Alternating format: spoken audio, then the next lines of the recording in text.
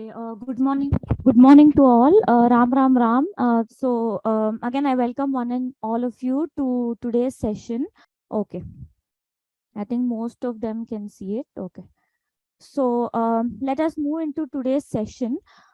Before we go into today's class of Dinacharya, let us just take 2 minutes to brush up on what we did in the previous class. So again, just a quick reminder of the prerequisites, that is, kindly mute your audio video and refrain from asking doubts in the middle of the session. Once the entire session is over, I think like last time, we can unmute or you can drop in your questions in the Q&A box or the chat section. So in the previous session, we discussed some basic concepts of Ayurveda. Then we just saw a quick history of Ayurveda. Then we saw what is dosha. That is, dosha is nothing but something that is susceptible to vitiation or something that is capable of getting spoiled or getting imbalanced. And we saw that Sharirika doshas are Vayu, Pittam, and Kapham. So they are the ones that are present in the body, and imbalance in them causes diseases. And when they are in balance, we are free from disease. And the doshas of the mind were Rajas and Tamas. We also saw that they are functional and qualitative, and we saw what were the qualities of each dosha. Then we went about with Prakriti, that is the basic constitution of the body, which we saw is present from the time of birth and until death, something that we cannot change. Then we went through the different types of Agni, then the different types of Bawal, and its importance in treatment or how a physician assesses it. And also about Virya, that is potency of a drug, or how a drug or any food acts on our body, which we saw was Ushnam and Sheetam. Then Vipakam is 3, that is the end product of digestion of any food that we consume, ends up being Maduram, that is sweet, sour, or Katu, that is astringent. So we went through Virya and Vipakam, and also then we went through the general treatment protocols in Ayurveda, which is broadly nothing but Shodhanam and Shamanam. That is, Shamanam is through medication and external therapies. Shodhanam is cleansing or Panchakarma, which we saw were basically 5 in number. That is, Vamanam is induced vomiting, Virechanam purging, Vasti is medicated enema, Nassim is medicated nasal drops, and Raktamokshanam is a form of bloodletting. Then we saw about Sadhya Sadhyata, that is the different curability, incurability of various diseases, how acharyas have divided them into. So this was our basic outline of the terms that we saw in the previous class.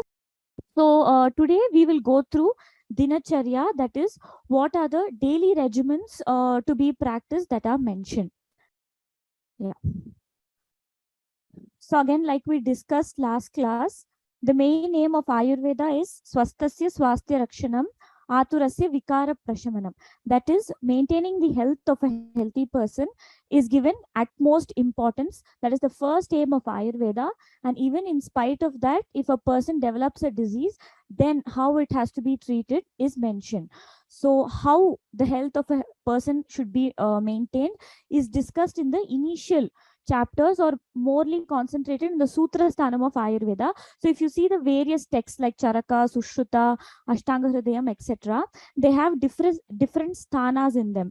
So in Sutra Sthana, they immediately, acharyas don't start off with mentioning different types of diseases, or they don't start off with illnesses. They start off with how healthy, what daily practices we should maintain, what are the seasonal regimens we should follow and adapt in our life, and different properties of foods, what are their qualities, what happens if excess of something is consumed. So all this is discussed in the initial Sutra Sthanam. Then after that, in Nidana Sthanam, Chikitsa Sthanam, etc., they go into the medical related aspect, that is, what are the positive factors of disease, etc. So initial few chapters will discuss about maintaining the health of a healthy person is covered in the initial chapters with Dinacharya, Ritucharya, importance of Ahara, its habits, etc. So we will look into what are the brief Dinacharya practices that we can follow in our day-to-day life. So first thing is waking up. So it starts off with Brahme Muhurte Uttishtet, Swasto Rakshartam Ayushaha. So waking up in the Brahmi Muhurta is considered as the first thing that we have to do. So there are various opinions about how Brahmi Muhurte, or what is the time calculation that is going into it. So let us not go into the detail of different opinions. So roughly, the acharyas conclude that Brahmi Muhurte can be considered 96 minutes or 1.5 hours before sunrise. So on an average, if we see, maybe our sunrise will be there somewhere between 5:30 to 6:30 or 6:30. So roughly calculating, we can say 1.5 hours before that. So then again, in winters, so acharyas mentioned in colder seasons, in winters and cold winters, the sunrise is slightly delayed. So maybe the sunrise is delayed to 7:30. Then we can calculate accordingly. Similarly, in summers or Grishma Ritu, the days are shorter and the nights are shorter and the days are longer. So the sunrise happens slightly more earlier. So roughly, in today's world, or today's our how our lifestyle is, we can roughly calculate it to be, maybe we can always think of getting up by around 4:35 or up to 5:30, because summers and winters the sunrise varies. If possible, it is very beneficial to get up 1.5 hours before sunrise. But in today's lifestyle, when our day or routine ends extremely late, then on an average we can calculate that waking up between 5 to 6:30 is very beneficial. So why it is mentioned is, and also waking up in Brahme Muhurte is applicable to healthy individuals. So people who are sick, that is, they have any active illness like fever, wheezing, cold, cough, so these kind of illnesses, so when they are not well, then it is not recommended. However, I think in today's world we have a lot of lifestyle related disorders like BP, sugar, thyroid, so I think we should not include them under being unhealthy. So only if you have something actively wrong, then this waking up is not applicable. And why they ask you to wake up in Brahme Muhurte is because the Sattva Guna in the early morning is extremely high, and maximum jnana or knowledge can be perceived at that time. So in the earlier days, most of the learning and most of the learning and knowledge was through Shravanam and reciting and memorizing. So unlike today, I think we have a lot of technology, we have a lot of books, computers, and all that to store. In earlier days, it was mostly that students and teachers used to chant, and the students used to memorize, and most of it was retained in the memory. Though, so which is why they always believe that waking up early in the morning, there was more memory retention, and a lot more could be retained in the mind. So first thing would be waking up in Brahme Muhurtam.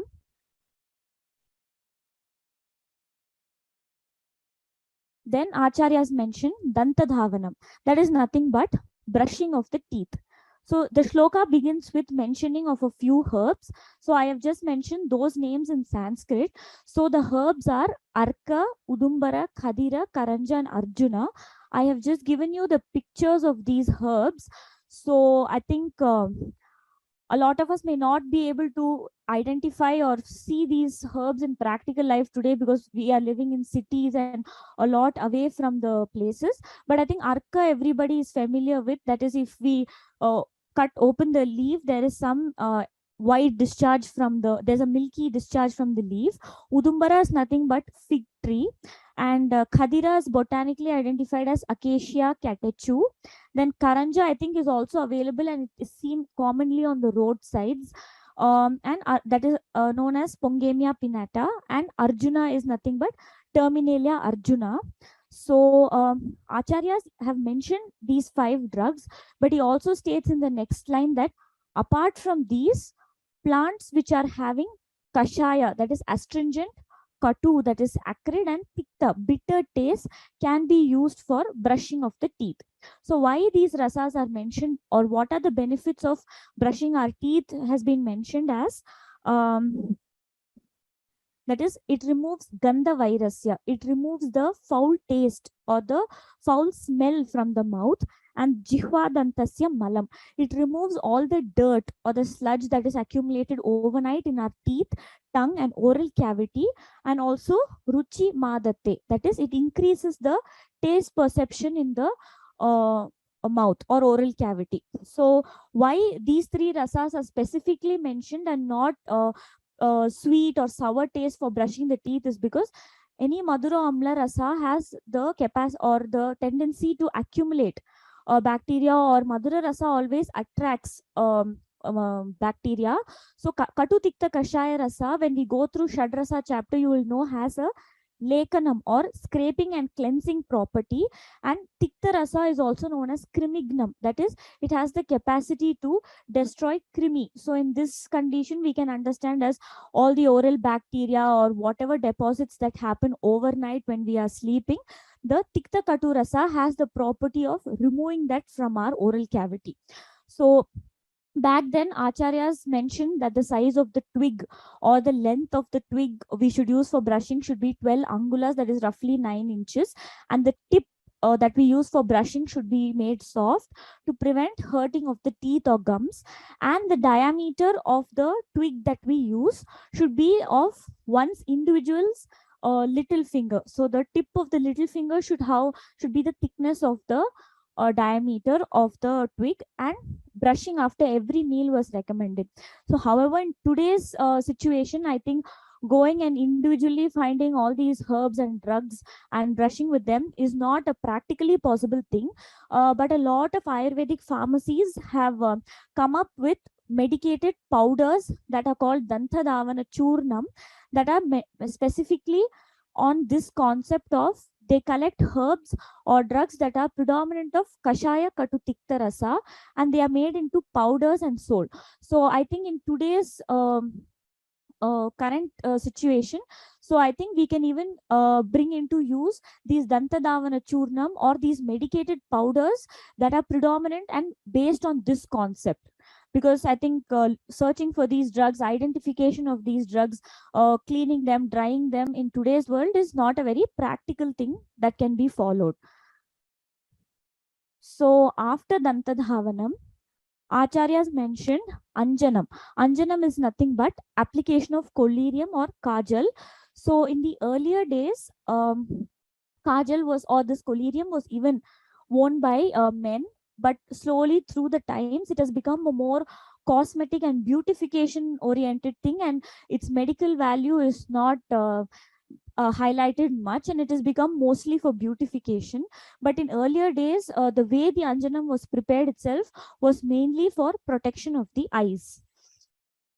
So two types of anjanas are mentioned, that is Savira Anjanam and Rasanjanam. So Savira Anjanam, the name Savira is because the iron content that was got was found, or the material that was used to make this collarium was found in Savira Pradesha, that is currently identified as Pakistan, Saudi Arabia, or the Middle Eastern countries, where the material that was used to make the collarium was identified as antimony sulfide, and that was used to make the collarium.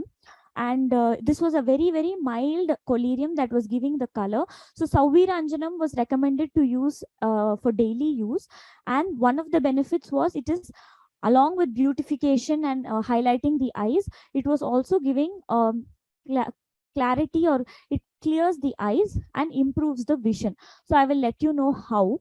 So Savira Anjanam was recommended for daily use, and Rasanjanam, that is Rasanjanam, is another type of collarium that is made of slightly more concentrated extract of medicated herbs. So this was a slightly more concentrated form of collarium, which was recommended not every day but just weekly once, and it was more secretory in nature. So it was something that when you apply in your lower lid of the eyes, it would cause a little secretion or lacrimation in your eyes, and it would sort of cleanse the eyes. So why cleansing of the eyes was very essential is because the eyes are located in the Kaphasthanam. So before that, let me explain two things, that along with the Vayu Pittam Kapham, the Acharyas had mentioned a general tendency of where the doshas would slightly tend to accumulate. So above the clavicle, that is above the chest region or the head region in specific, was more prone to accumulating the kapham. Then from the chest to the umbilicus was the pitta pradesham, and below the umbilicus was considered as the sthanam where vayu would accumulate. So always above the clavicle, the predominance or the tendency of kapham to accumulate was always there. And as we know, we have 5 sense organs. So each sense organ is predominant of one Panchamahabhuta, that is the 5 Mahabhutas. So among which the eyes were predominant of Agni Mahabhuta, which is very, very important for giving us a good, sharp vision. So the eyes were located in the Kaphasthanam, and the eyes were predominant of Agni Mahabhuta. So in the inert hours of the night, say when we are sleeping for 8 to 10 hours in the night, and the eyes are very idle, so there was always a tendency or fear for accumulation of kapham to happen in the eyes, which would then hamper our vision. So when we wake up in the morning, acharyas had recommended that always to cut down the fear or prevent the unnecessary accumulation of kapham, which would further hamper our eyesight, this anjanam or rasanjanam application was mentioned for weekly use. So in today's scenario, again, Ayurvedic pharmacies or from the Shalakya Tantram, there are a lot of medicated vartis, that is lot of medicated wicks, or they have also started preparing a lot of medicated eye drops that are called Korambu. They will be slightly in thicker form. They will not be very liquidy. They will be thick, and they are recommended for weekly once usage, just to cleanse the eye. Or even if so, then again, Dinacharya is mentioned only for healthy individuals. If you have a predisposing condition regarding any of these organs, then kindly consult someone before using all this. So currently, as such, Rasanjanam is not available as a kajal form. So a lot of Ayurvedic pharmacies have a lot of good medicated eye drops that are slightly tikshnam or slightly spicy to the eye. So if you put those drops, are recommended weekly once or every 3 days once. So what it does, it causes a slight burning and lacrimation in the eyes, and then it brings about the clarity of the eyes that can be used. So this was about Anjanam. And in today's era, I don't know to how much extent antimony sulfide is exclusively used to prepare the kajal. A lot of Ayurvedic pharmacies and doctors, however, prepare the ash in a very textual manner that has also been mentioned. So what they do is they take a clean cloth, a cotton cloth is taken, and it is dipped in respective swarasas or decoction of various herbs that are good for the eyes. So the process takes about 7 days to a week. So the clean cloth is dipped in these swarasas and dried in a clean covered place for 7 days. Then this cloth is dipped in either ghee or castor oil and kept in a vessel with a lid on top and burnt. So once it is burnt, the ash that is coming out from it is collected, and this ash is used to make the kajals that are there these days. So this can also be used. Rasanjanam is available medically as not as kajal in today's world, but a lot of it's available in drop forms, which are recommended for weekly once use. Then the other regimens that are mentioned are Gandusham, Dhumapanam, and Nasyam. So let us go through one by one. So if you go through the shloka, after Rasanjanam, they would have mentioned Tato Navana Gandusham, Dhumatambula Bhagavad. So just like how Rasanjanam is used or is recommended once a week, some acharyas opine that Gandusham, Dhumapanam, and Nasyam should also be done only once a week. But we still recommend that Nasyam and Gandusham can be done every day. Dhumapanam, however, because of the procedure and availability of the drugs, cannot be practiced every day, or in today's world, slightly difficult to practice. So let us go through one by one and see what are the benefits. So first, let's start from Nasyam. So Nasyam is nothing but medicated nasal drops. So some of you may be thinking Nasyam was also mentioned in Panchakarma. So this Nasyam that is recommended for daily use is not the same as the Panchakarma Nasyam, because Panchakarmas have a pre-op and a post procedure thing to be followed. However, acharyas in the Nasyam chapter, if you see, there are various types of Nasyam mentioned, that which is fit for daily use or which can be followed every day by people is called Pratimarsha Nasyam. So in this Pratimarsha Nasyam, there is no restrictions. It can be done every day, and just like how Panchakarma restrictions are there, that need not be followed. So this is how Pratimarsha Nasyam. So let me explain how Nasyam should be done in general.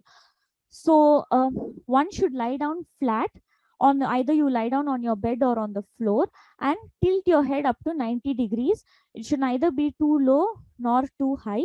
So once you tilt your head to 90 degrees, you can ask someone to pour this Nasyam drops. So in general, simple sesame oil that we use at home can also be used, or else in the Nasyam chapter for daily use, Acharyas mentioned a medicine called Anutailam. So the name of the medicine, I'll repeat, is Anutailam, ANU Thailam. So this is available in all Ayurvedic pharmacies manufacture this. It is a classically mentioned medicine which can be used. So it is nothing but a lot of herbs are processed with milk and tila thailam, that is sesame oil, and brought to the thaila consistency that is fit for internal usage. So once you tilt your head to 90 degrees, either simple tilathailam or anuthailam can be used as 3 drops in each nostril, keeping your head in 90-degree position. And then you need to inhale it well. So close one nostril and inhale it. Do the similar thing on the other side. And with your palms, just warm your palms a little bit and just give your face a good rub. And after some time, you can get up. After a couple of minutes, or say a few minutes later, whatever medicine that has been inhaled, along with whatever mucus or phlegm or whatever is remaining in the nasal cavity or sinuses, drains into your throat. So whatever drains into the throat has to be spit out. It is the most important thing. So after doing Nasyam, we cannot be swallowing whatever comes into our throat again. So then some phlegm or even the medicine after a couple of minutes drains into the throat. So one needs to spit out this Nasyam medication along with the phlegm. So this is the procedure that we follow for Nasyam. It can be done again by all of us in healthy individuals, can be done immediately after brushing, and can be done once a day. So what are the benefits of these Nasyams are? Acharyas mentioned a very beautiful shloka. Urdhvajatru vikareshu vishesham nasyamishyati nasahi shirasodwaram. So any disease above the clavicle is a urdhvajatru vikaram, and the only pathway to our head is the nose. So to treat all illnesses above the clavicle or of the head, Nasyam is very, very beneficial. So right from starting with the hair, that is right from graying, balding or falling of the hair, or burning of the scalp, or any diseases related to the nose, sinuses. Some people have a lot of blocked sinuses, lot of heaviness of the head. All this is cleared. So basically, Nasyam clears all the passages and the sinuses in our nose and the nasal path, and again prevents the kapham from accumulating in the nasal passages. So this is the benefit of Nasyam. So if you see again, most of the Nasyam preparations will be only thailam or oil based. It will not be ghee based or any other fat. The only reason is because thailam, that is oil, is very, very good to reduce vayu, and at the same time, unlike other fats, it does not increase kapham. So even ghee to some extent increases kapham in the body, but thailam is the best vataharam, and it's the only fat that does not increase kapham in the body. So that is why Nasyam is recommended using oils. So then again, you can use either tilathailam, that is simple sesame oil, or you can always buy anuthailam, that is available, and it can be used in the procedure like I mentioned. But the contraindication for Nasyam is if you're having an active fever, cold, running nose, an active respiratory disease, like say an active wheeze, etc., kindly refrain from using it. It is then again a Dinacharya chapter which is meant for a healthy person. So then take an advice of a physician who will then let you know at what stage of your disease anuthailam or Nasyam can be used. Otherwise, if there are no physical complaints or no complaints related to the nasal passage and the head, all of you are recommended to do Nasyam every day. Then coming to Gandusham. So Gandusham is nothing but retaining of medicated fluid in the oral cavity. So again, there are many conditions and different kinds of liquids that can be used. For a healthy person, oil pulling is recommended. So Gandusham is nothing but retention of lukewarm medicated oil in the oral cavity. So this is again nothing but strengthens the gums, teeth, oral cavity, and also medical wise, it has a lot of benefits. So it has some wound healing properties. If we have any mouth ulcers, it helps clear out the remnant phlegm. So we have to retain this oil. It is not again gargling. So we should not keep the oil in the mouth and gargle. Just retain it in the mouth for a couple of minutes. So acharyas say until there is sravam, that is secretion from either the nose or the eyes, retain this medicated liquid and spit it out, and then you can gargle your mouth with some lukewarm water to remove the taste. So then again, using of lukewarm sesame oil is very, very beneficial for doing gandusham. Dhumapanam is inhalation of medicated smoke. So this again is usually done to remove out the remnant phlegm or the mucus that is sticking in our nasal passages or throat and clearing what is there. It is usually recommended to be done after Nassim. So as treatment protocol, lot of Ayurvedic hospitals or doctors may follow it post Nassim or Vamanam procedure. So then again, it is not a very practical thing that can be done at home in today's this thing. So I think Nassim, Gandusham definitely can be followed. So Acharyas mentioned these in Dinacharya.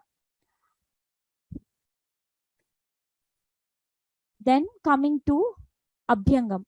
So Abhyangam is nothing but oil application. That is application of lukewarm oil on the body is called Abhyangam. So it is to be done daily. So what are the benefits of Abhyangam are? It reduces or slows down jara, shrama, and helps reduce aggravated vayu.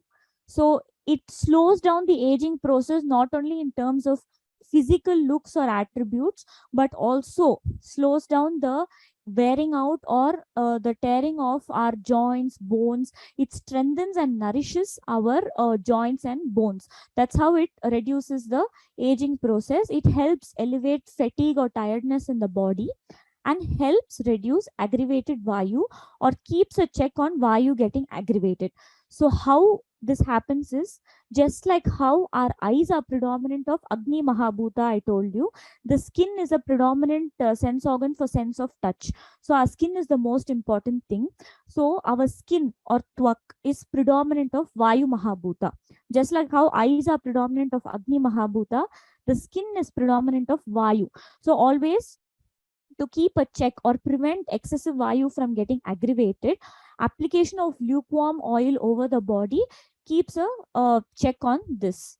So what are the benefits of doing Abhyangam every day?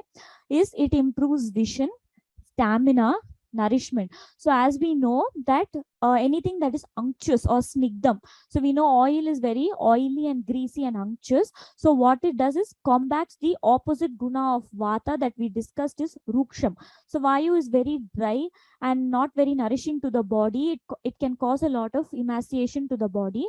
So by applying oil every day, that it provides stamina and nourishment to the body by also reaching through the different layers of the skin. So acharyas have mentioned as the amount of time that we leave the oil on the skin increases, it goes deeper and deeper into all the layers, and ultimately it is even capable of nourishing our bones, muscles, and all the internal organs that form the framework of our body. It improves ayu or longevity.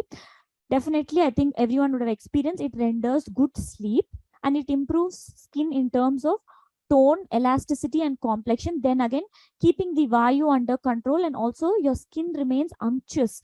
That is, it does not dry easily. It also keeps a check on getting skin problems and improves steadiness of the body. So as we know, kafam brings about sthiratvam or stability in the body.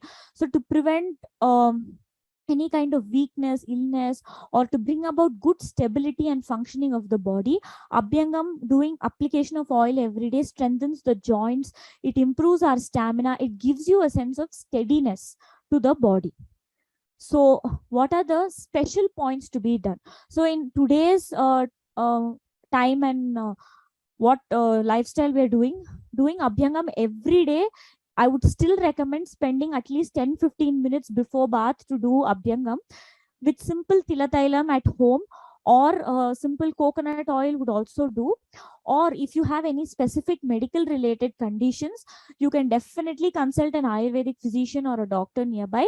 So there are a lot of medicated oils related to various conditions that are extremely beneficial. So when we clinically get patients in OPD post 45-50, who have started off with mild joint pains, body pain, back pain, etc., we assess their condition and we recommend them to regularly do Abhyangam at home as a part of their routine. So it has immense benefits and keeps the Vayu under control. So the special points that acharyas have mentioned, that even if there is no time to do it for the full body, these 3 points can be definitely done. That is Shiras, Shravana, and Padam. That is the head. So why the Shiras is given so much importance? So I think in older days also people would always recommend constantly oiling the hair. So one is the basic benefit starts right from the hair. It nourishes and keeps the hair unctuous. It prevents breakage. It prevents hair fall. It prevents and it gives nourishment to the hair. Also, our scalp, that is our skull bone, that is Kapalasti, is permeable to this. And we know that Shiras is a marmasthanam. That is, it is the main lodging of the brain. So, marma is nothing but, in today's context, we can consider our brain or the whole brain that is important for our usual functioning. So brain is the main organ that controls the whole body.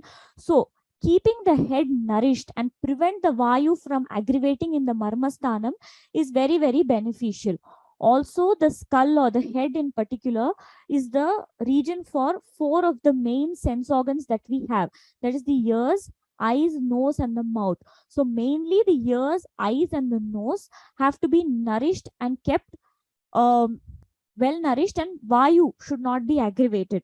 So in general, applying oil to the head overall nourishes all the sense organs, keeps the vayu under control. So oiling of the hair is given a lot of importance. It is not just meant for the hair externally, but as an amount of time of the absorption increases, it even nourishes the shiras as a marmasthanam. Then Shravana is nothing but ears. So Acharyas recommend pouring of warm oil or very tepid oil into both the ears. So what we recommend is slightly warm the oil. First check for the temperature outside the ear, and then just dip it in a piece of cotton and squeeze it in both the ears. So what it does is pouring of this into the ear benefits us by giving us it benefits the Hanusandhi. That is, it strengthens the jaw bones and also all the bones that are there are a lot of small bones that are there inside the ear and the ear cavity. So it strengthens almost the 12 bones that make up the jaw and the ears. Also, all the nerves, arteries, and srotases that are there in our neck region are strengthened by doing pouring of this oil in the ears. So then again, if you have a ear related illness or say some oozing, pus discharge, any perforation, etc., kindly check before doing these procedures. Then padam. So padam is nothing but application of oil to the feet. So this is very, very beneficial because pada abhyangam is considered extremely important because our feet are the ones that provide stability to our body. So without good stable feet, I think our movement becomes difficult, or almost if that gets hampered, the whole stability of the body goes away. So doing pada abhyangam or applying lukewarm oil at the base of the feet, so it relieves tiredness, stiffness, weakness, fatigue, all of that is relieved. And also in Ashtanga Hridayam Uttara Tantram, it is believed that there are almost 22 to 24 nerve endings of various organs of the body in the padam. So by doing this, we are also strengthening these organs that the nerves are passing on to. That is how it improves our vision. So it also renders extremely good sleep. So when we get patients with sleep disturbance or difficulty in falling asleep, we generally ask them to start off by, before going to sleep, just warm some lukewarm oil and nicely apply it on the feet for 10-15 minutes before going to sleep. So that also in a way renders good sleep and gives stability to us. So I would recommend doing Abhyangam on a daily basis. If not possible, Shira, Shravana, and Padam is definitely recommended the least. So there are also some contraindications for Abhyangam. Not everyone can do it. So what are the contraindications are? In increased conditions of kapham. So practically, if you see people who are having active cold, cough, a lot of phlegm, wheezing, or severe heaviness of the head, chest congestion, etc., or fever, such kind of conditions, kindly refrain from doing Abhyangam on those days. There are also some joint conditions in which there is severe aggravation of kapham. So not all joint pains, the solution is going for an oil massage. So we see a lot of people asking us, can we come for oil massage? I have a knee pain, I have a back pain.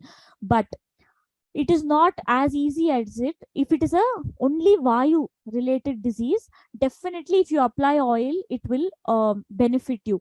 But some people might have the experience of, after walking in for an oil massage without consulting a doctor or even applying some oil at home, it would have aggravated their condition, which clearly means that that vyadi has a kapha pradhanatvam in it. So when you consult a physician and he assesses it correctly, he will first give you medicines, diet, and external therapies that reduce the kapham, and then bring in oil to your line of treatment so that the aggravated vayu is under control. So for example, if you have this is a very general example.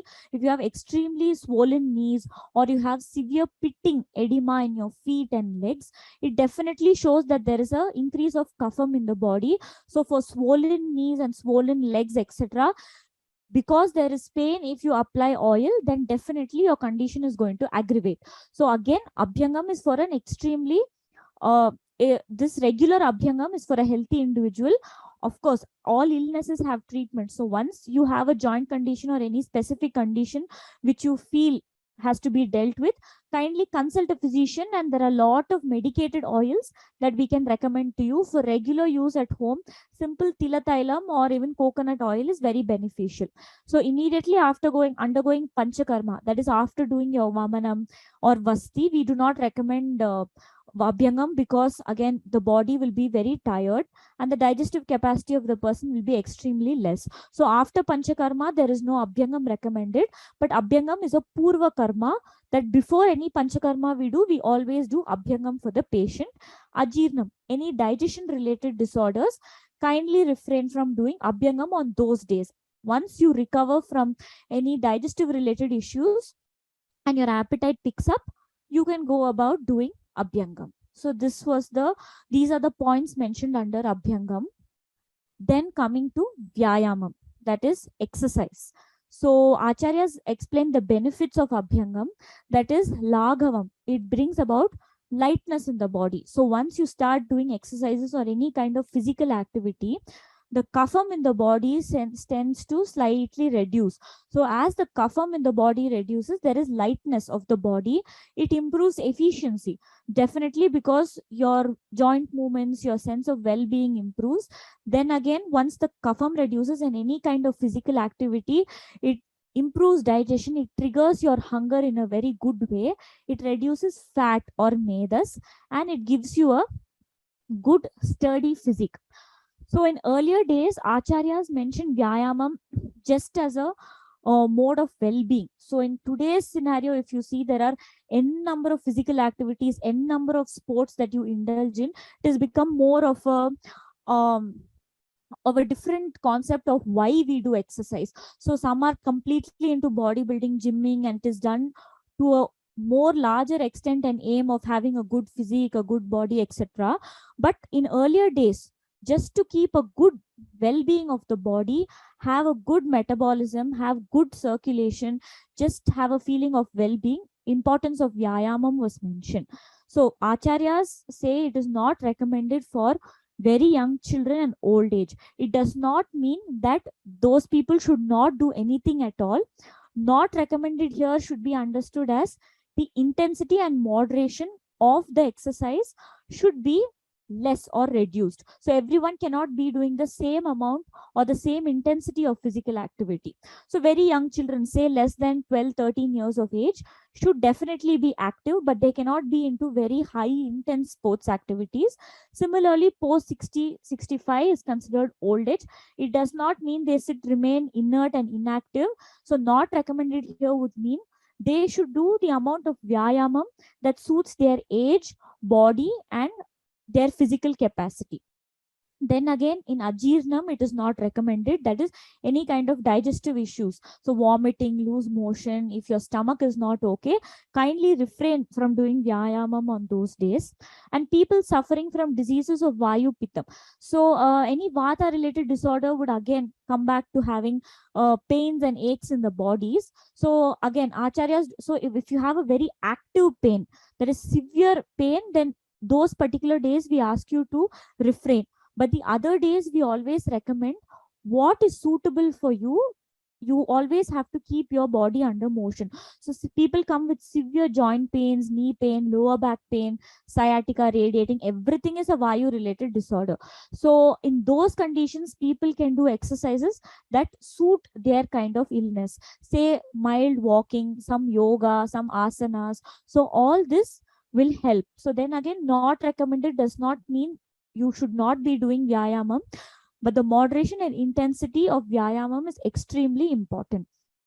So how to exercise has also been given importance. That is, acharyas mentioned ardha shaktya nishevastu. That is, one should exercise only to half their strength. So how do we assess that we have reached half our strength? Is acharyas mentioned two points to assess that we have reached our half capacity.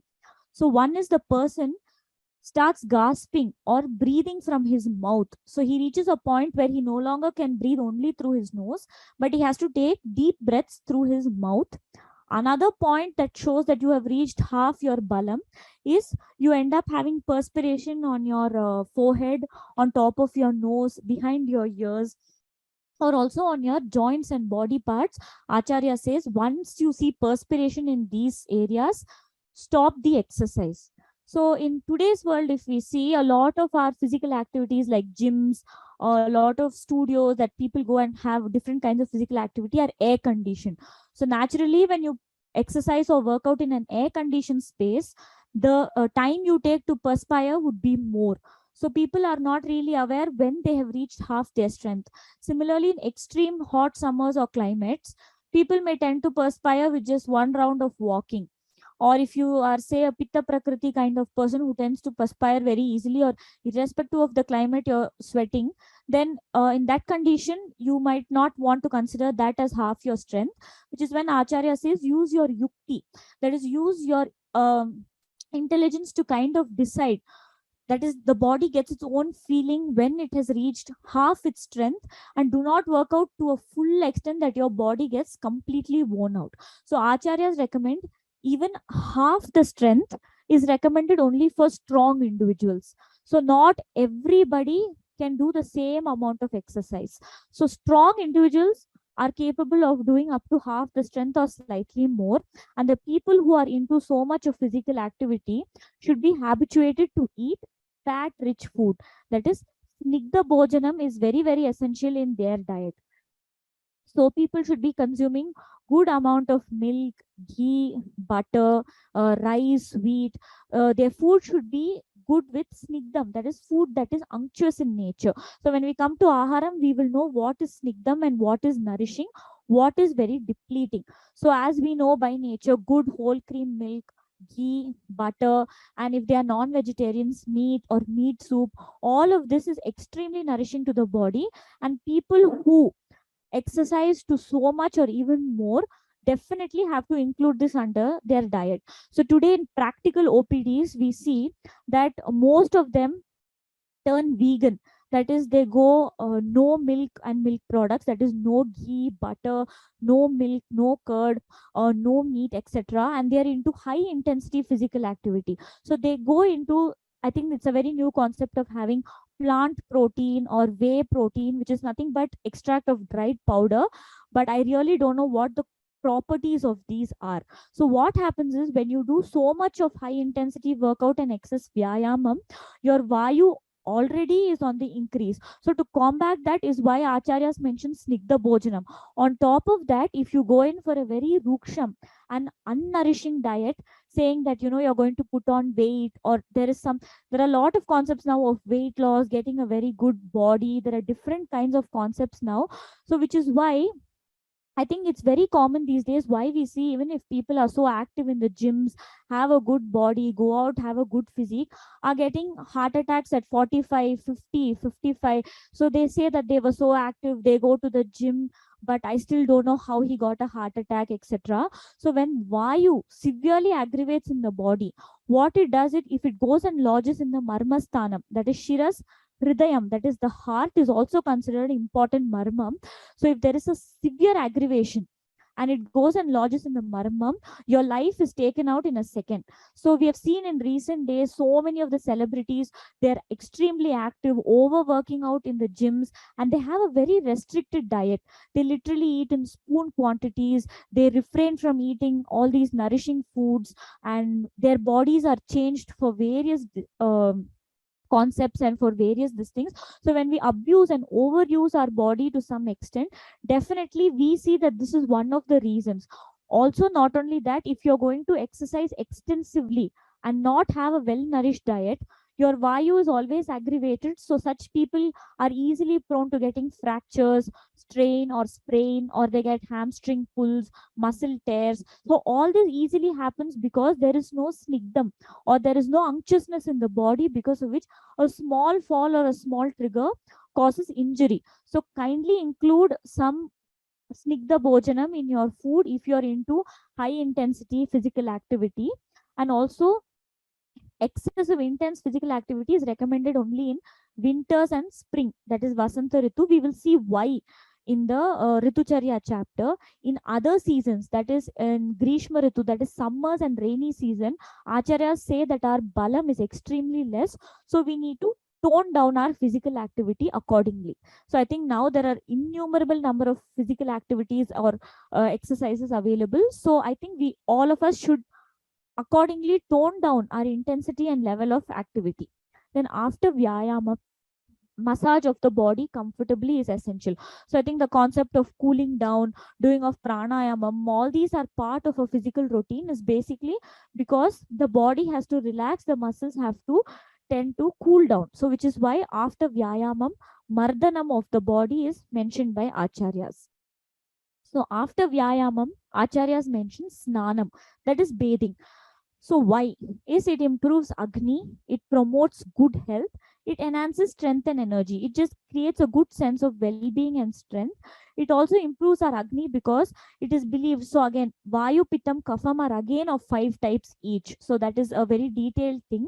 So it is believed that our skin is predominant of Brajaka Pittam. It is a type of Pittam that is located in the skin. So after a good physical activity, having a good shower stimulates or instigates the Pittam. And I think in the first class we had discussed that Agni and Pittam have functional resemblance. So once the Pittam in the body slightly triggers, then we definitely get a good appetite at that particular time.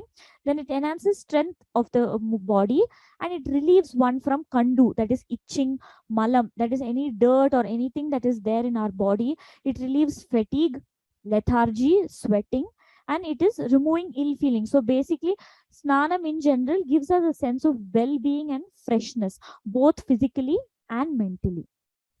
So, some basic things that are mentioned about Snanam is hot water is not recommended to be poured over the head as it deteriorates the eyes and the hair. So, below the neck, always Ushnambu, that is Ushna Jalam, is recommended as it gives strength to the body. Then again, Ushnam combats Vayu. So Ushnam is good to keep Vayu under control. So after applying good warm oil in the body, Again, pouring of lukewarm water and taking bath gives us a sense of well-being, removes our pain, fatigue, that kind of tiredness that we have. However, extreme hot water is not recommended for the scalp, as definitely it causes damage to the hair and the eyes. However, Sushruta Acharya mentions if there is any kapha related disorder in the head, etc., using a little bit of lukewarm water for the head is not harmful in those conditions. Then cold water here, it should not be considered cold. Normal temperature water should be used to wash the hair and the head, neck, and above. Then Acharyas mentioned some contraindications for bath. Then again, it should not be understood that if people are having these diseases, they should not bathe. So in earlier days, snanam included taking bath from the head. It is only these days that it has become below the neck, and head bath has been become a separate this thing, that we take bath for the head separately and body separately. So it's become head bath once a week, once in 10 days, once in 15 days. So in earlier days, bath would mean from the head. So keeping that in mind, acharyas have mentioned that if you have some diseases related to eyes, that is netra rogam, facial palsy or arditam related to the face, diseases of the mouth, ears, running nose, cold, all this, then the first line would mention avoid shirasta snanam on those days, but still continue bathing the body. Then, in case of indigestion, bloating, so indigestion again can lead to many diseases like vomiting, loose motion, fever. All this, the root causes indigestion or ajirnam. In those conditions, we ask you to not bathe on those particular days. Then again, just after taking food, bath is not recommended because immediately that would suppress the agni or dullen the digestive capacity, there again causing ajirnam to the body. So snanam is recommended after vyayamam. Then these were all the physical attributes that were mentioned to be practiced every day. So acharyas also mentioned in Dinacharya chapter sadvrittas, that is good good social values or morals that we have to follow for a good social, emotional, and mental well-being. So it was not only concentrated on physical attributes of the body, but also how, as a social animal or a social person, we need to live our life. So following this was also very important for our mental well-being. I have picked out some points that are very relevant or can we can try to follow in today's world. So they start off with food should be taken in moderate quantity. So then again, it has they have given immense importance to food. So today eating of food has become a pastime where whenever we are bored, we just go on munching something. So always food should be taken in moderation, and when hungry, have food only after your previous meal is digested. So please wait until you're hungry before you eat anything, and not eat because it is time or because you're bored or because someone else eating. Assess your appetite and then have food. One should neither suppress urges nor control them. So we will have a chapter on this as well, where body urges like urination, flatulence, bowel movement, sneezing, crying, all these are natural urges of the body. So these urges at any circumstance should not be controlled. They should always be neither forced nor controlled.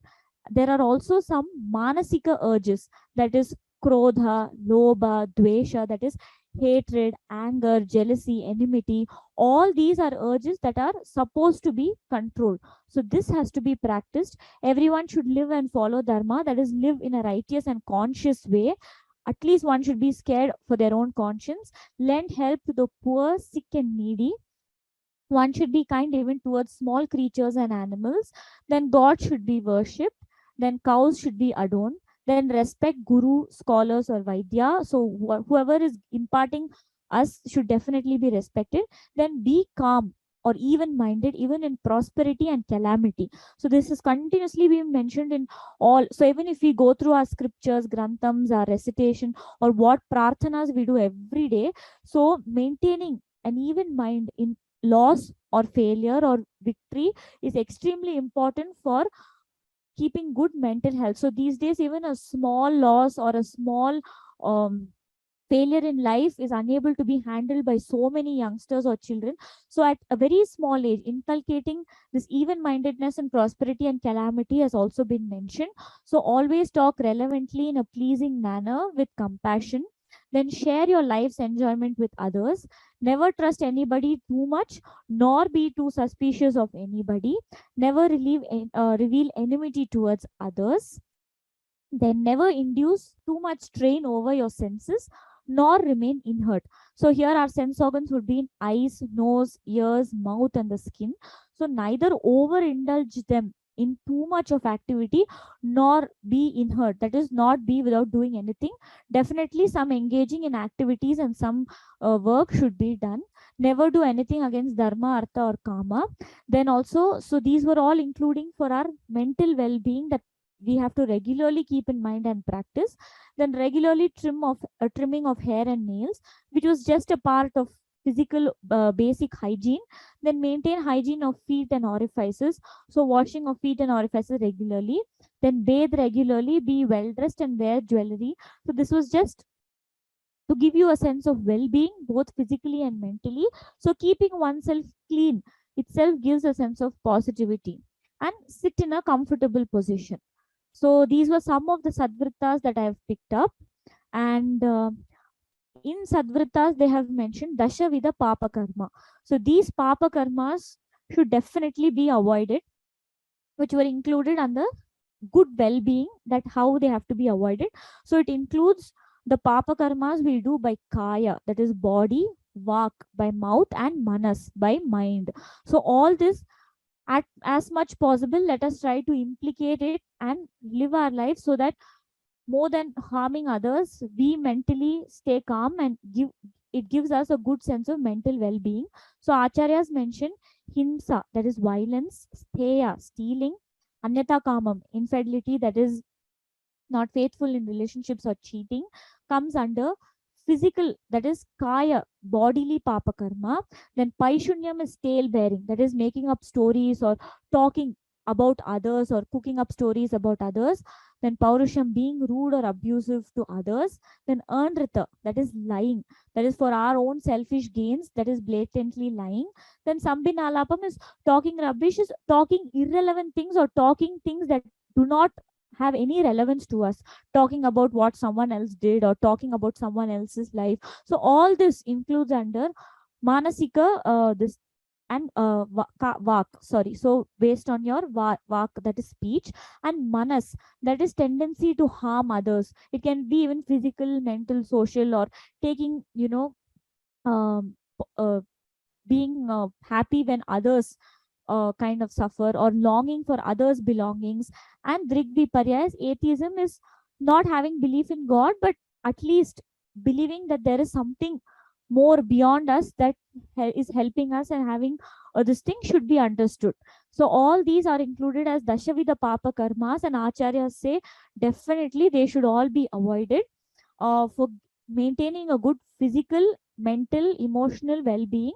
And sadvritas are mentioned so that we live in a social, humans being social animal, live in peace and harmony with others. So this is what Dinacharya covers. So thank you for your time and listening. So before we go into the doubt session, I think last class people had asked about the various books that they can buy. So I think you can note down these authors, and they are available in bookshops, or you can even check on Amazon. They are definitely available. So for English, I have mentioned two books, that is by T. Sri Kumar and Professor Srikantamurthy. And if you pick up Sutrasthanam, I think it would be good enough and relevant. In Hindi, I personally recommend Brahmanand Tripathi Ashtanga Hridayam. The explanation is good, but there are other authors as well. So I'll just keep the screen there for a minute in case people want to note down, you can. Or the PPT will anyway be posted on the session. And in Tamil, I think one of them had asked. So there is just one book of Vagbhata's Ashtanga Hridayam, and these are the translators. But the physical copy I have checked is available only at VHS Hospital, Chennai physically. So you can get it only there and nowhere else. But definitely you can get Tamil related PDFs on the internet. And I think last time someone had asked for a Kannada version. So I have checked, and in the process of checking, currently there is no physical copy under publication. Uh, there are only PDFs available. So you can go through the internet, and I will also check in case there is any relevant PDFs. I will let you know by next class. So in Kannada, there is no physical copy being published. This one book is in publication in Tamil, which is available only at VHS Hospital. But I think Tamil will also have good PDFs on the net, and you can just take a printout of it. And for English and Hindi, there are still books that are available. So we'll end today's session here. So I think we can move on to if there are any doubts or repetitions that we have to see. One second. So can we start asking doubts? One second. So someone has asked, Arka is said to be poisonous or toxic. So then again, the part that we use in Arka is different. So the sapling or that milk is said to be poisonous. Then again, the twig or the bark that we do after drying, and there's also a purification method to cleanse Arkam, after which it can be used. So after doing that, it becomes non-toxic. So can we use Elanir Korambu? So one second.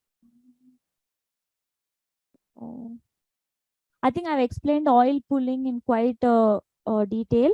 Then can we use Elanir Korambu? Yes, if you have no eye-related disorders, no predisposal diseases in the eye, Elanir Korambu is recommended for once a week use, and preferably use it before the sun comes out. That is either before too much of sun, or use it after sunset, one drop in each eye once a week. So is Anutailam good for someone with cold? So then again, there are different types. So you can try using the Anutailam. So if there is a blocked nose or cold, you can definitely do some steam inhalation and then use Anutailam in the method that I have told. I don't remember if I mentioned the dosage. You can use 2 to 3 drops. So it's available in a dropper form.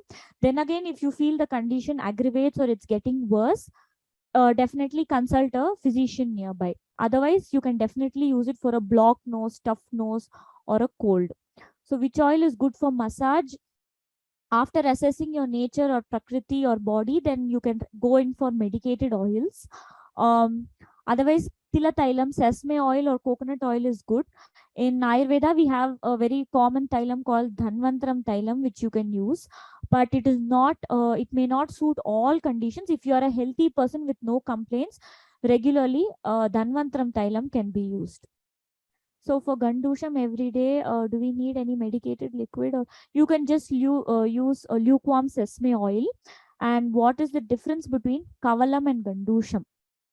So it is nothing but Asanchari Mukepurne Gandusham Kavalo Anyata. That is, Kavalam is when you gargle the content in your mouth, and Gandusham is when you just fill it mouthful and retain it without moving it, is Gandusham. Kavalam is when we actually ask you to gargle. So it will be more for your throat related disorders. We do Kavalam. Is use of shampoo after oiling. Yeah, in today's, I think you can use some, we always say use some mild shampoo or a very chemical free shampoo. I don't recommend, I mean, I do not personally recommend shampoos, but you can definitely keep the oil for at least 15-20 minutes to soak in your hair, and then wash it off with some mild shampoo. That is okay. So half the strength, I think I've explained how we have to assess half the strength in Vyayamam. That is, once you start getting perspiration on your forehead, nose, behind your ears, and your body starts sweating, or once you start breathing through your mouth or gasping for breath from your mouth, it means you have reached Ardha Shakti. Who's Acharya? So Charaka, Sushruta, Vagbata, they are called Acharyas in respect of, like how we refer to Sir or Vaidya, we just refer to them as Acharya. So can Tridosha be equalized in one's body against one's own prakriti? So no, so that's what I told last class. I think prakriti is harmless. So if you have a slight increase of pittam and kapham and less of vayu, it will not go against you. So you need not try and equalize that. Uh, so, 1 second.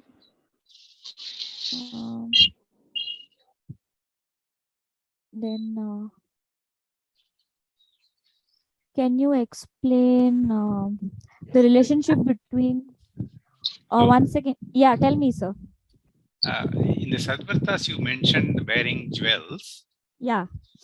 I just want to know. I mean, I heard many various versions of it. Wearing jewels just makes Okay. you feel good, or is there a real benefit to associating a particular type of ornament, a jewel, or stone to the body? Yeah. So then again, when we go into Ritucharya, Acharyas have mentioned usually in peak summers or in extreme Grishma Ritu season, they advise us to wear pearl jewelry or mukta. That is basically because in earlier days there were no fridges or air conditioning or any sort of thing like that. So it was considered like a natural cooling of the body because some of the gems like pearl, that is mukta or pravalam, have a cooling nature in the body. So it is not more for beautification or ornamentation.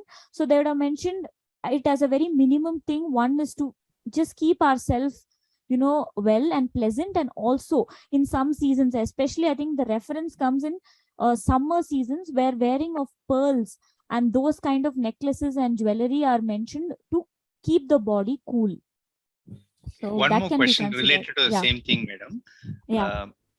I heard people wearing gold rings Hmm. as well as eating in silver plate. That Hmm. also has some medical property of some of these things. Is that part of Ayurveda? Is it something uh, Ayurveda says yes, it's good, or no, it's not considered? So You know what I'm when we saying? For example, if you're wearing a ring, they're yeah. saying when it rubs Huh. against the food and everything else, that little portion which Yeah. goes into your body is Correct. supposed to be good for the body. Yeah, so when we go into Rasa Shastra, that is the properties of these metals like gold, silver, etc.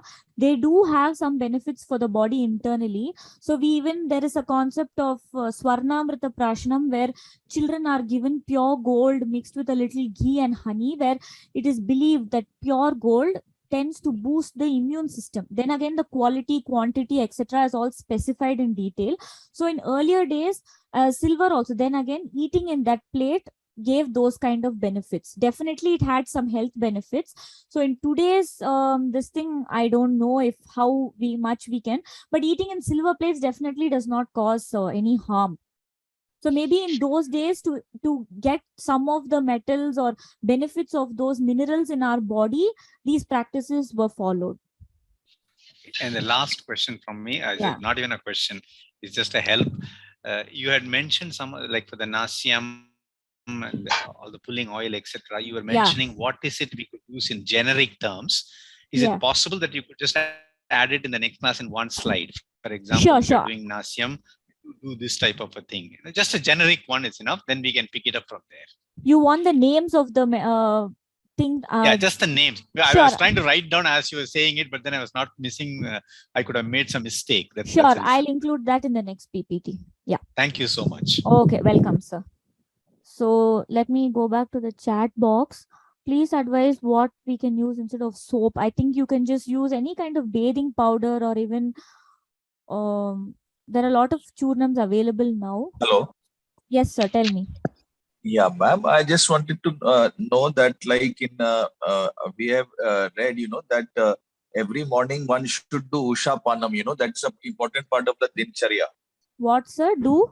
Usha Panam, drinking water in the morning after we get up from bed. Okay. So actually, that is not mentioned in our Dinacharya. I think it is a very modern day practice that has come. Textually, in Dinacharya, there is no reference that as soon as we wake up, we have to drink so many liters of water or Ushna Jalam. So then again, I think when we go into Aharam, so definitely what Ayurveda believes is thirst, hunger are all included in urges. So when the body demands or has an urge for it, the body definitely asks for it. So we always recommend, once you get up, do all these Ritucharya and all, you can have a little bit of lukewarm water if you need. So there is no specific textual reference that as soon as you get up, you have to drink 1.5 liters or 2 liters or a glass of warm water is not textually mentioned. I think it has come in through practice, because some people have a good bowel movement once they drink water, and it has just been recommended that way. So we wait, once we get up, do our dinacharyas, wait for our body to feel hungry naturally. And in between, definitely, if you're thirsty, we always recommend that you can drink water according to thirst. And one more thing you mentioned, ma'am, that the Ayurvedic text mentioned that we should brush after every meal. Yeah. So brushing after every meal means that after every meal we should be using those sticks and all the herbs for that dhatu. No, I think these days you can just use a mild toothbrush. You need not do a paste or a dandadavanam every time. It's just the acharyas would have mentioned in an intent to remove out all the food particles or something that would be stuck or get lodged in the teeth.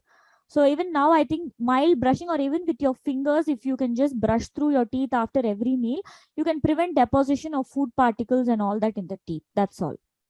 And ma'am, anywhere in the Ayurvedic text has been mentioned that we should brush at night before we go to sleep? So as such, in the textual this thing, it is not mentioned. So then again, because of the formation of this bacteria and this thing, because in the night we are going to sleep for 8-10 hours, then again brushing after every meal would include after night. If we brush, would be considered as they would have, that we can implement it that way. So after your dinner also, if you brush, the benefit of not having the food particles lodging is also a good thing. Okay, and these things which you mentioned, like Gandusham, Nasyam, like, Yeah. is there any order for that? That first we should do Gandusham and then Nasyam, or what is the order exactly? So preferably today's scenario, you can always do a brushing of the teeth. Then Right. you can do Gandusham, and then you can do Nasyam. So no specific order, but preferably do it on an empty stomach, so that whatever comes out, you can be able to spit. We recommend it to be done on an empty stomach. And in today's situation, immediately after brushing, you can just keep the lukewarm oil for about a couple of minutes, and then come out and then do the Nasyam also. Or you can do Nasyam first, then do Gandusham also. Okay. And you specified, like, for the ear, which kind of oil should we be using? So if you're a healthy individual, you can always use plain sesame oil. There are a lot of medically related oils that have for different ear problems, but for wellness, you can even use tilatailam or simple Dhanvantram Tailam that is available. So Dhanvantram oil is an oil that is manufactured, and it's a medicated oil mentioned in the text. So plain tilatailam at home, if you have also, you can use. That is sesame oil. Okay, okay. And one more thing was regarding the Abhyangam and all these activities. Like, is there any mention that any of these activities should only be done after the bowel movements are done, or they should be done before the bowel movements, or anything like that? Yeah. So Acharyas mentioned, once you wake up at Brahme Murte and all that, you assess one's digestion and one's bowel movement. So it is mentioned that assessing digestion or implementing that you make sure the previous meal is digested is by having a bowel movement. So these days, I think by nature, by habit, by practice, the bowel movements slightly vary for everyone. It is impossible for people to wait till the end of this thing to have wait for their bowel and then do all of it. So then I think you can go about the routine, and then have your bowel movement can just take its course when it wants. Then again, it's an urge. Thanks. Okay, yeah. So she's just displayed the mail ID. Any doubts that go unanswered, or you can. So let me go back, if we have some time, to the chat box. 1 second. I'll. Which oil can be used in the ears for daily basis? I think I mentioned tilatailam. So what else? Have I missed any question? 1 second. So someone has asked, please suggest a Telugu book. Okay, I'll have to go through that and get back to you. And can we apply oil, especially on our head, before taking exercise, and then exercise and take bath? So if you're habituated to using some amount of oil for the head, you can definitely use it. But in earlier days also, if you see people who do this kushti or this lot of physical sports would apply liberal oil on their body and then go into the ground and work out. So today's world, I think practically you can apply a little amount of oil to your hair. I think too much oil would make it heavy. Do your exercise, come back and apply oil for about 15-20 minutes to your hair and some warm oil to the body, and then take a bath. I think today practically applying a lot of oil and then going and doing your physical activity is not possible. So I think you can slightly alter that. Can we use some ink filler for Nassim? No, so these days Nassim drops are available as dropper form. I mentioned Anutailam, that is ANU space Thailam, is available in any Ayurvedic pharmacy.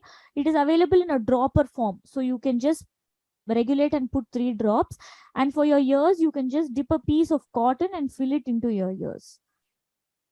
Hello, madam. Good morning. Yeah, tell me, sir. Good morning. Yeah, thanks for your beautiful presentation and explanation. Welcome, Just I sir. have a you said that you have to take a regularly head bath. So we are using daily day basis of shampoos and all. Will it affect for hair fall? So, if not daily, you can always allow some amount of oil to remain in the hair. If not, you can use like a mild shikakai or some hair powder if you are not very comfortable or your hair doesn't permit to use shampoos every day. Okay. Earlier days, they were not washing it every day, or you can always wash your hair and then apply some oil and leave it in your daily life. You can just go about with a little oil in your hair. Okay. One more thing that do you recommend anything for Danta Daunam Yeah. and Anjan? So a lot of Anjanam, I have told you that this there are a lot of Ayurvedic pharmacies that give a lot of drops, eye drops in the form of slightly thick versions. You can use it once a week. One, I think someone had already asked, Elanir Korambu, you can get and use if you have no eye complaints once a week. One drop in each eye is very, very beneficial, but it will give you a slight burning sensation for a few minutes and it will lacrimate and remove everything. And what was, and for Danta Dhavanam, someone else. Yeah, and for Danta Dhavan, can I continue? Yes, Yeah. please. For Danta Dhavanam, you can use, there are a lot of powders that are available again as Danta Dhavana Churnam, or if you visit any Ayurvedic pharmacies and ask them for any powder for the tooth regular use, they will give you this. So all will be based on the basic principles of having drugs made of Kashaya Katu Tikta Rasa available in powder form. So you can use that post brushing. Thank you very much. Yeah. Yeah, Ma'am, ma'am, one thing like which I've observed with these tooth powders and all which we use, that Yeah. they keep sticking to the teeth. If we are not going to use a toothbrush and just using tooth powders, then I see that they all keep sticking to the teeth. So is there No, any natural you can ideally use a toothpaste in today's world. First, use a toothpaste, and I think there are a lot of Ayurvedic makes of toothpaste, or basically generally use a toothpaste that is slightly kashaya katu tikta rasa and not that is sweet. And after that, you can always use this tooth powder and rub it against your gums and teeth, and then gargle your mouth well. No, like So, because nowadays in toothpaste they are putting all these chemicals, no, like fluorides and those correct. sulfates and So all. I think you can choose a herbal toothpaste. I mean, in today's world, there's a lot of adulteration in almost everything. So what best we can adapt is what we'll have to see. So also practically using just twigs and herbs is not feasible today on an everyday basis for us. So you can definitely, there are a lot of, I think, Ayurvedic pharmacies that come up with toothpaste or tooth powder. So you can just use the principle behind it, and maximum what we can implement, we can utilize some fluoride free or chemical free. And is it true that toothbrush removes enamel from the teeth? So I am not really too sure, but I mean, it's not mentioned in our this thing, but we can also not do without brushing. So oral hygiene is also important these days. So I think in some form, maybe adopting the right technique of brushing should be helpful.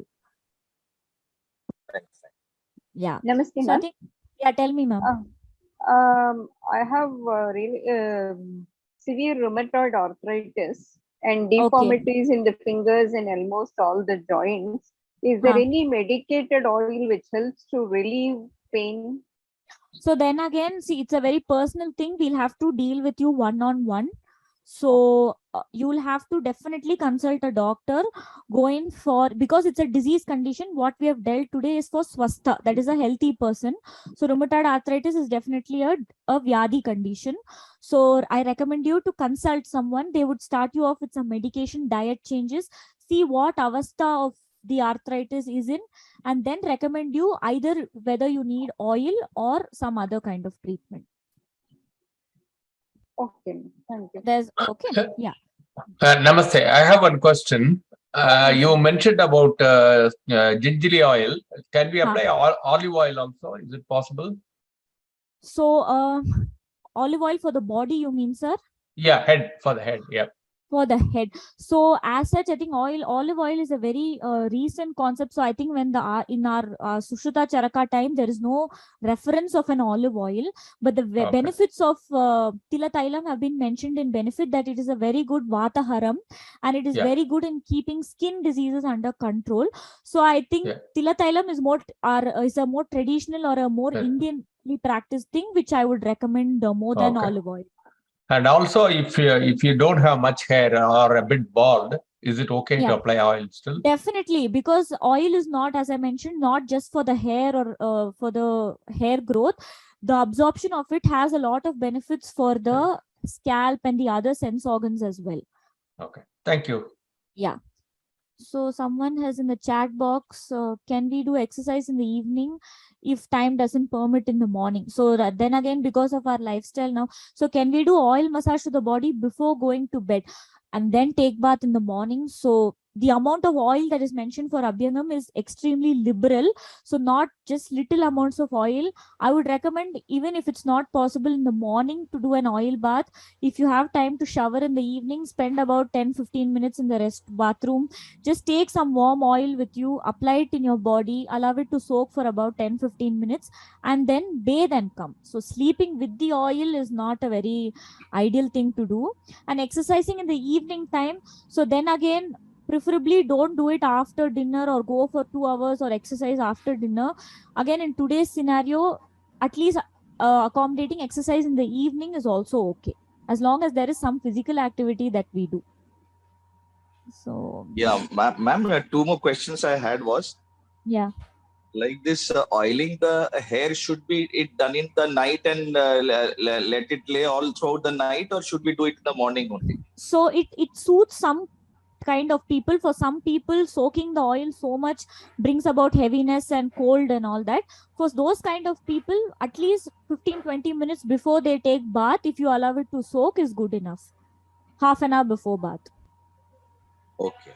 And one more question was, like, nowadays we are working on computers for long hours of time, which lead to many people leading to dry eyes, So is it okay that every day in the morning or the night, if we put some drops of Triphala Ghritam in the night or morning and work like that? For the eyes? Yeah. So Triphala Ghritam is an oral medication for the eyes actually, and also Triphala as such, I think it's not needed every day.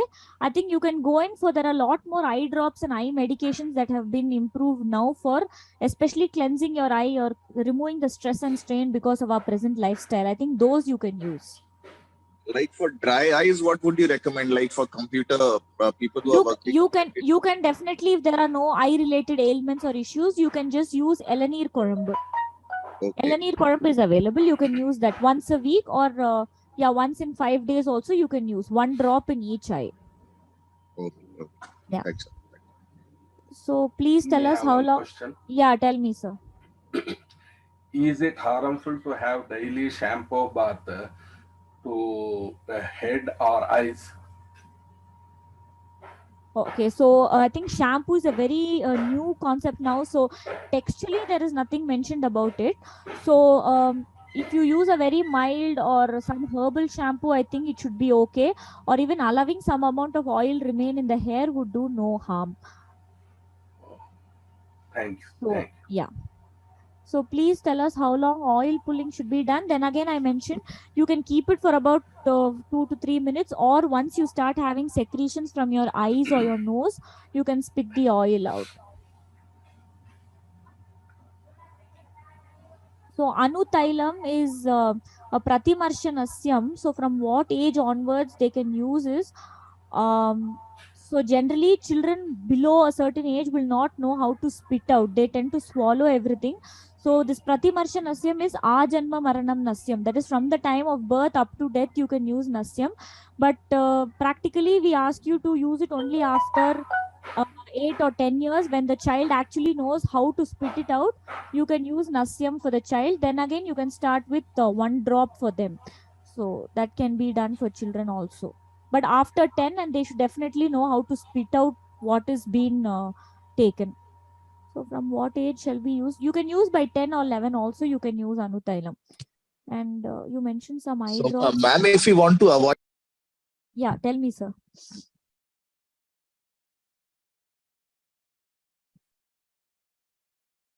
So I think someone has asked the name of the eye drop again. I can repeat. It's Elanir Korambu.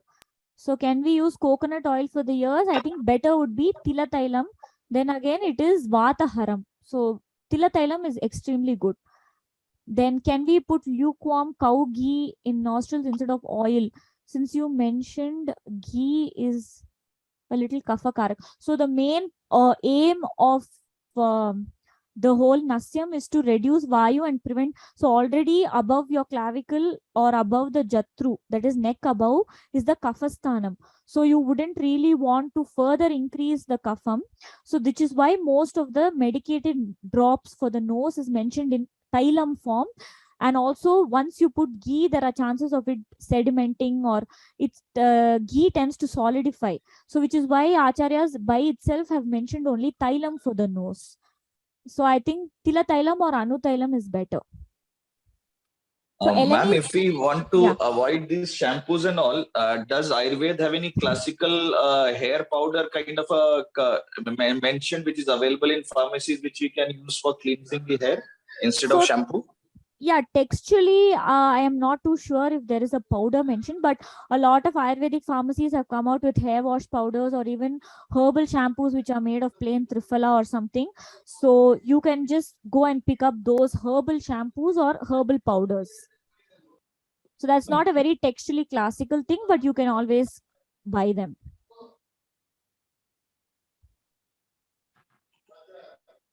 So then any question I have missed? What is Elanir Korambu made of? Then again, a lot of, I'm not too sure of the exact ingredients or the procedure, but then again, it has a similar concept of Rasanjanam, where its main aim is to basically cleanse the eyes, remove excess kapham, and keep the check on increased kapham. On the why do our eyes start burning when we apply oil on the head? I think that is only for a few people. Maybe it could happen because of the Ushnatvam or the heat that is generated, but otherwise, I think regularly applying oil on the head does not cause burning for everybody. So Abhyangam is contraindicated in periods. Collarium is before bath. So generally that time, in those days, they had mentioned Collarium before bath. So right now, if you are going to consider it as Rasanjanam or the Elanir Korambu drops that we are using, you can do it before or after bath, but preferably the main aim should be the anjanam should not be done when there is too much sunlight, or don't do it in the peak of the day. Preferably do it in the morning hours before the sun is out or after sunset is what practically we follow now. Abhyangam is contraindicated in periods. Not really. To some extent you can even practice it, especially I think in practical cases when we have people with severe pain or severe lower abdomen and stomach pain during their cycles. We recommend them to warm Dhanvantram and apply it all over, because Dhanvantram is a good Vataharam, especially except if you're having extremely heavy flow or extremely severe bleeding, then I think Abhyangam can be practiced mildly. There's no harm. So in Namaste, English or Bhagini. yeah, tell me, ma'am. Namaste. Thank you for a great session. I had a question around the toothpaste. You said we can use the Ayurvedic toothpaste that are available in the markets, but also modern dentists recommend flossing a lot. Does Ayurveda have something similar to flossing? Not really. So there's no equivalent to flossing that is mentioned. So then again, I think they go about saying flossing in mild, moderate these things because it might tend to deteriorate your enamel or your enamel cavity. So I think what most relevant we can take out of this concept in today's world, I think we can practice that.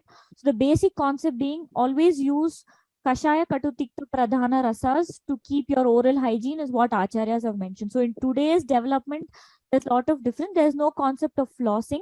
Then again, you can do it as whatever they suggest now, or if you have seen benefits of it, you can do it.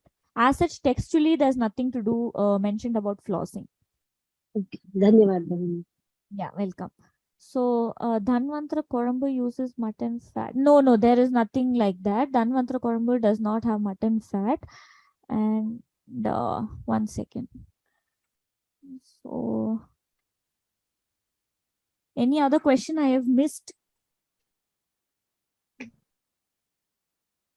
1 second. There's too many. So, Yeah, ma'am, you would also be telling us about Viruddha Aharam and all those things, no? Yeah, that will come in the further chapters, sir. In the further sessions. So how much of oil should be used for the ears is just 3-4 drops and your ears will be filled, and then you can stop.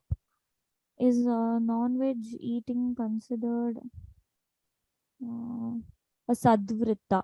So again, last time I mentioned, it's not a Ayurveda is not vegetarianism, or it does not say no to meat. When we go about Ritucharya and Ahara, the types of each thing is mentioned.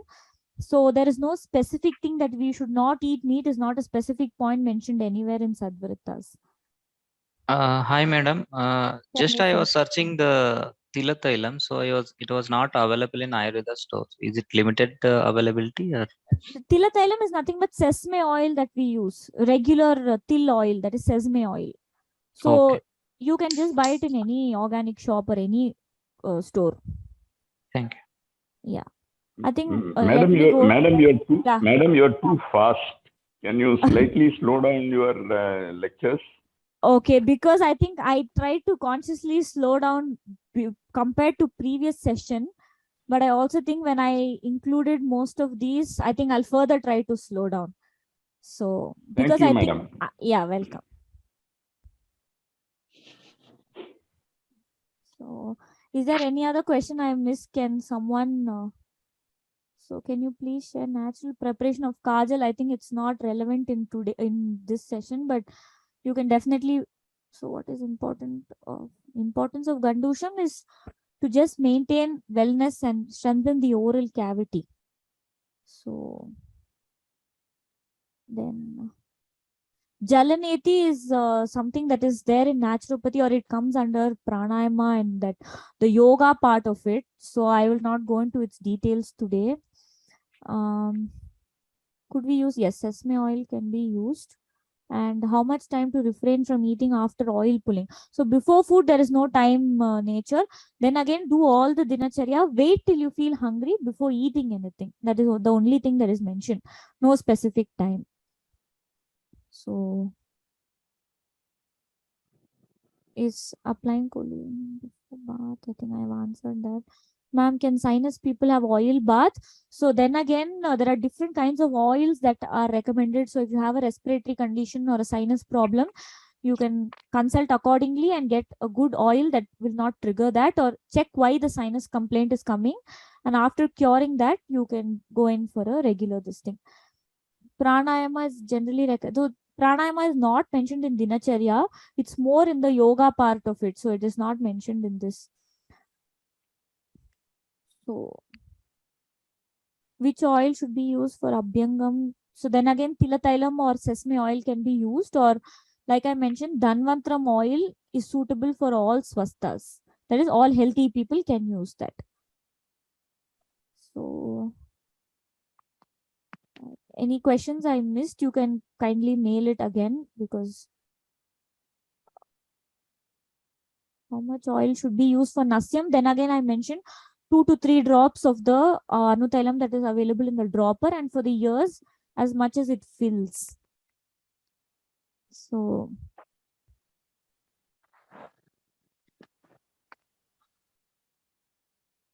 Can we have a Sanskrit word? So since the mode of instruction of the whole course was English, and we were thinking if there are people who do not know, then we do not include Sanskrit, which is why we have written it in the Devanagari script. So neither suppress or control one's urge that it was mentioned in Sadvrita. So there is a separate chapter where we deal with these Vegadaranam, that is detailed about the urges. What urges should be suppressed, what should not. So I think we can discuss it that time. And so I'm not answering any medical or personal related questions.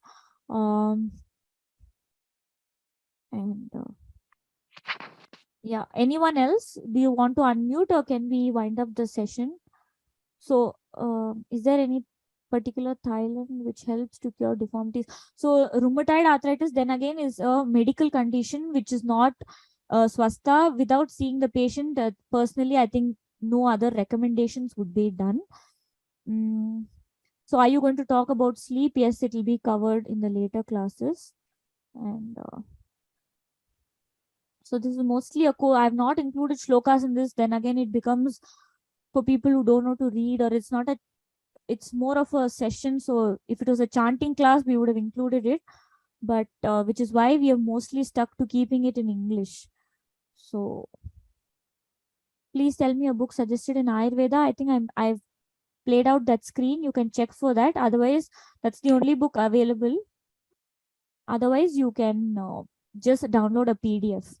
Is Dhanvantram good for strengthening nerves? Dhanvantram can be applied for the head as well and for the whole body. Not an issue. So I get a little something in my throat, but I think you'll have to spit it out, or you can always do some steam inhalation before using Anutailam to help the phlegm come out more easily. Definitely, but after Anutailam, you'll have to spit out this thing. So Sanskrit books, I will again get back to you. There are a lot of commentaries for Sanskrit book and Sanskrit Vyakhyanams. I will type that in the next class PPT and also give it to you. So again, sciatica pain. So no medical questions I will not be answering. So is Bringaraja oil good for the hair? Or then again, for a swastha, you can use Tilatailam or Dhanvantram Tailam. If you have a specific medicated, so if you're prone to headaches, if you're prone to catching cold, running nose, if you have any dandruff, skin, all this will come under a medical condition. It is not a swastha. So assess your condition, and you can always consult a Vaidya for choosing your oil. So Bringaraja oil is good for the hair, but any specific pertaining condition, you kindly always go in for a consultation. So I think I've covered the question answer box.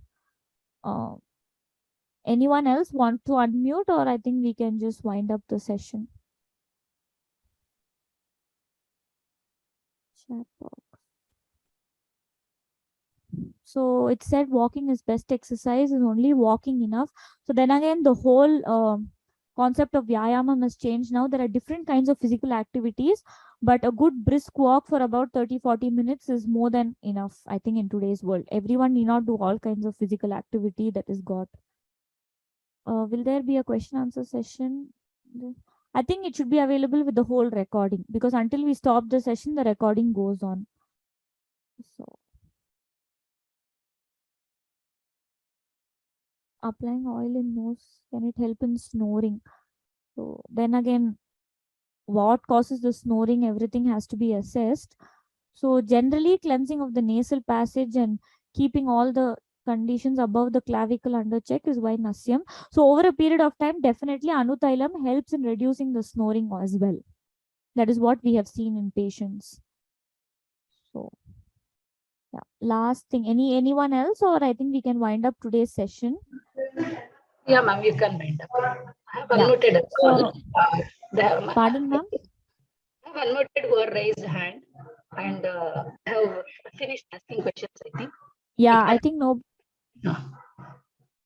So I think we can wind up today's session, and thank you all for joining. So let us meet in the next session. So